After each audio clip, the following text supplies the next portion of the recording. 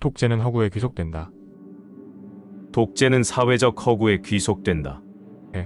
모든 독재는 허구를 독점적으로 이용하면서 생겨난다. 보편적 다수가 독재를 하는 상태, 즉 과점적 독재 상태가 우리가 살고 있는 자유민주주의 사회이다. 이건 다른 말로 불평등이 크게 불거지지 않은 상태이거나 불공정을 다수가 눈치채지 못하고 있는 상태이다. 과거엔 언론 탄압과 정보 차단으로 눈을 가리고 귀를 막을 수 있었지만 지금은 그것이 쉽지 않다. 독재 공산주의 국가가 아니라면 언론, 출판, 집회, 결사를 통한 정보 공유의 자유를 억압할 수 없기 때문이다. 그래서 그것을 눈치채지 못하게 하는 방식이 아닌 정보의 혼란과 교란을 야기시킨다. 정보의 교착 상태를 유발하는 것이다. 두 가지에 상반되는 혹은 대립하는 정보가 홍수처럼 동시에 불어나서 뭐가 진실이고 거짓인지 알 수 없게 되는 현상이다. 지금 우리나라는 그런 상황에 처해 있다.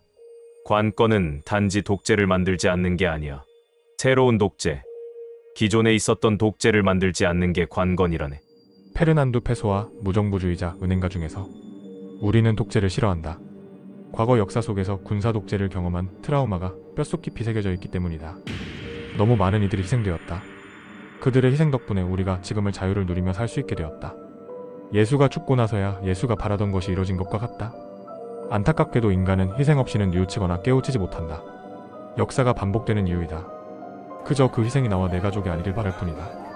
우리는 독재에서 벗어났다고 생각하지만 사실 우리는 좀 더 정교하고 치밀한 독재로 옮겨온 것뿐이다. 무슨 말인가 할 것이다. 정치란 결국 소수의 사람들이 이끌어가는 것이다. 물론 그 소수를 국민들이 선택하지만 선택 이후 그들의 언행과 활동은 전적으로 그들의 양심에 의거한다. 화장실 들어갈 때 마음과 나올 때 마음은 다르다. 우리는 정치인들과 삼시세끼 밥을 먹으며 삶을 함께하지 않았다. 즉 잘 모른다. 몰라도 너무 모른다. 같이 사는 식구도 서로 마음이 안 맞는데 하물며 그들의 마음을 어찌 알겠는가? 결국 우리는 소수의 독재 속에서 살아갈 수밖에 없다. 다만 그 독재가 보편적 다수의 권익을 크게 침해하지 않고 혹여 침해당하더라도 피부로 느끼지 못할 정도로 정교하고 치밀하다면 그들은 정치를 잘하고 있는 것이다. 절대 다수를 위한 정치의 노력을 기울이고 있기 때문일 것이다. 국민이 알지 못한다면 그들이 배를 불리든 말든 크게 상관이 없다. 문제는 그들의 배만 부르고 보편적 다수의 권익과 자유가 침해당한다고 느끼게 된다면 그것은 독재라는 옷을 입게 된다. 드러나 보이게 된다.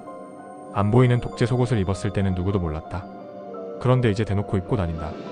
소설 쓰고 앉아있네. 우리는 터무니없는 상상을 하는 자에게 이런 말을 하곤 한다. 그런데 잘 생각해보면 정치인과 언론인들이 소설을 더 잘 쓰는 것 같다. 그들은 예측과 추측과 가설과 같은 다소 이성적이고 논리적인 듯한 말로 소설을 쓴다. 그들은 공중파와 대중매체를 통해 아주 빠르고 신속하게 소설을 판매한다. 부럽다.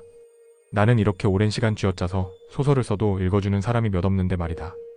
하지만 그들이 TV와 유튜브에 나와서 읽어내려가는 소설의 수명은 길어봐야 하루 이틀이다. 빠르고 짧고 강력하게 독자와 청자의 주의를 흔들고 순식간에 사라진다. 쉽게 쓴 소설은 쉽게 잊힌다는 진리는 변치 않는다. 그들은 그렇게 먹고 사는 존재들이다. 소모성, 즉시성, 자극성에 의존해 대중의 말초신경만 자극하고 그들의 분노와 슬픔을 먹고 사는 존재들이다. 허구와 약속. 우리가 사는 세상은 모두 허구로 구성된 곳이다. 소설이나 온라인 게임 속 세상이 허구라고 생각할지 모르지만 그것은 우리가 사는 가장 큰 규모의 허구 속의 또 다른 작은 허구일 뿐이다. 미국, 한국, 중국, 민주주의, 자본주의, 공산주의, 달러, 한화, 위안화, 그리고 삼성, 현대, SK, LG, 기독교, 불교, 힌두교 등등 이건 모두 인간이 만들어낸 허구이면서 약속이다. 허구를 먼저 만들고 거기에 약속을 추가한 것이다. 원래는 허구로 인해 자연스럽게 약속이 생긴 거지만 약속을 만들기 위해 허구를 만들어낼 수도 있다. 그건 부자연스러운 허구이다. 허구를 함께 믿고 따르자는 사회적 약속이 우리가 사는 세상을 유지하고 존속시킨다. 이것이 체제이고 규범이고 또한 시스템이다. 이건 지역적일 수도 국가적일 수도 전 세계적일 수도 있다.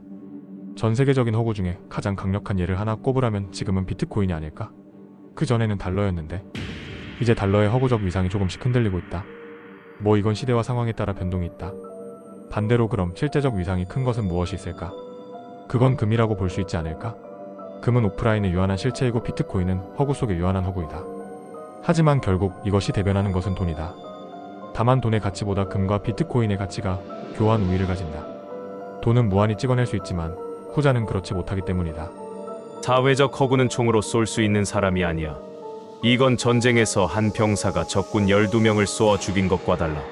이건 한 병사가 적군 나라의 민간인 12명을 쏘아 죽이는 것과 같아. 페르난두 페소와 무정부주의자 은행가 중에서 과거 우리는 무력 민주화 혁명을 통해서 민주주의를 쟁취했다. 많은 희생이 뒤따랐다. 만약 급진적인 혁명 세력이 정치인과 혹은 유력 인사들을 암살 혹은 제거하는 형태로 혁명을 도모했다면 과연 그 혁명이 성공할 수 있었을까? 그건 오히려 더 큰 탄압과 살육의 빌미와 명분을 줄 뿐이다. 오히려 양심의 거리낌을 가졌던 자들도 자신들의 안위와 재산을 지키기 위해 그 탄압과 살육의 무언의 지지를 보내게 될지도 모른다. 안타깝지만 인간은 내가 피 흘릴 것 같은 위협이 느껴지면 피해를 입지 않아도 상대를 미연에 제거 혹은 외면하려 한다. 당시 민중은 눈에 보이는 군인과 몇몇 군부 독재 정치인과 싸운 것이 아니다.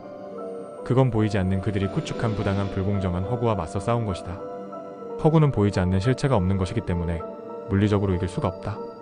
비물리적 정신적으로 이겨내고 버텨내어야만 한다. 그것이 다른 모든 이들에게 전이 되고 연민과 동정을 불러일으킬 때에 비로소 그 허구가 힘을 잃게 된다. 사회적으로 약속된 허구는 없앨 수가 없다.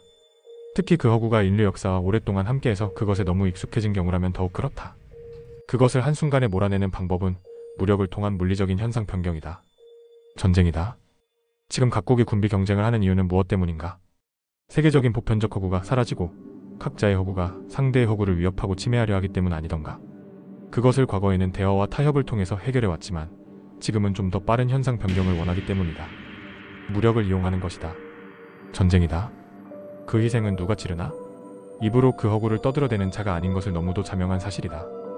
나와 내 주변의 보통 사람들 그리고 그들의 자녀들이 희생당한다. 가장 중요한 사회적 허구는 적어도 우리 시대에서는 돈이었어.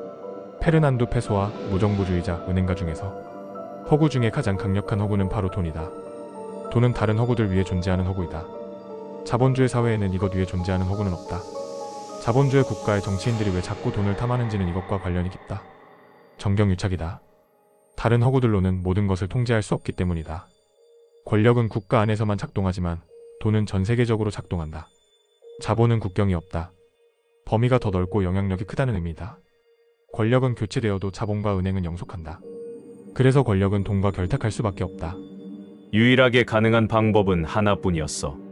그걸 획득하는, 충분히 획득해서 그 영향을 느끼지 않을 만큼 되는 것이지. 더 획득할수록 난 점점 그 영향으로부터 자유로워지겠지. 페르난두 페소와 무정부주의자 은행가 중에서 독재를 다른 독재로 바꿀 수 있는 가장 강력한 허구는 바로 돈이다. 민주주의보다 더 강력한 허구가 바로 자본주의이기 때문이다. 자본은 누가 권력을 가지던 상관없지만 그 권력이 자본의 증식을 방해하는 허구를 만드는 권력이라면 가만 보고 있을 순 없다. 자본이 움직인다. 우리가 아무리 민주주의를 외치고 독재에서 벗어나려 발버둥 쳐도 현상을 바꾸기 쉽지 않다. 가난한 지식인은 너무 많은 희생을 치러야만 비로소 독재를 벗어날 수 있다. 가난한 처지로 떨어질 사람을 교육시키는 것은 곧 그를 반항적인 사람으로 만드는 것이다. 헨리 조제 진보와 빈곤 중에서 과거 역사가 그걸 증명하지 않았는가? 하지만 자본은 그런 피를 흘리지 않고 독재를 벗어날 수 있다. 물론 또 다른 새로운 형태의 독재를 가져오겠지만 그것이 만약 민중들이 접해보지 못해서 정보가 부족해서 그 실체를 모르는 정확히는 그것이 독재인지 인지하지 못하는 독재라면 당분간은 평화가 찾아올 것이다. 뭐 또 누군가는 그 보이지 않는 독재로 배를 불리겠지만 말이다. 만인을 위한 정치는 없다. 결국 독재에서 자유로울 수 있는 자들은 바로 돈을 가진 자들이다. 그들이 현재의 독재가 마음에 들지 않는다면 다른 새로운 독재로의 전환을 이끌어낼 수 있다. 돈을 이용해서 돈으로 사람의 마음을 영구히 소유할 수는 없지만 잠시 임대할 수는 있다. 양심도 팔면 돈이 된다. 눈에 보이는 혁명은 인간들이 하지만 눈에 보이지 않는 혁명은 자본이 한다. 가난한 혁명가는 피를 흘리지만 똑똑한 자본가는 돈을 흘린다. 당신은 동의하는가? 독재에서 자유롭고 싶은 당신에게 이 책을 추천한다. 글 짓는 목수, 카펜라이터, 구독과 좋아요, 그리고 알람 설정은 저에게 많은 힘이 됩니다.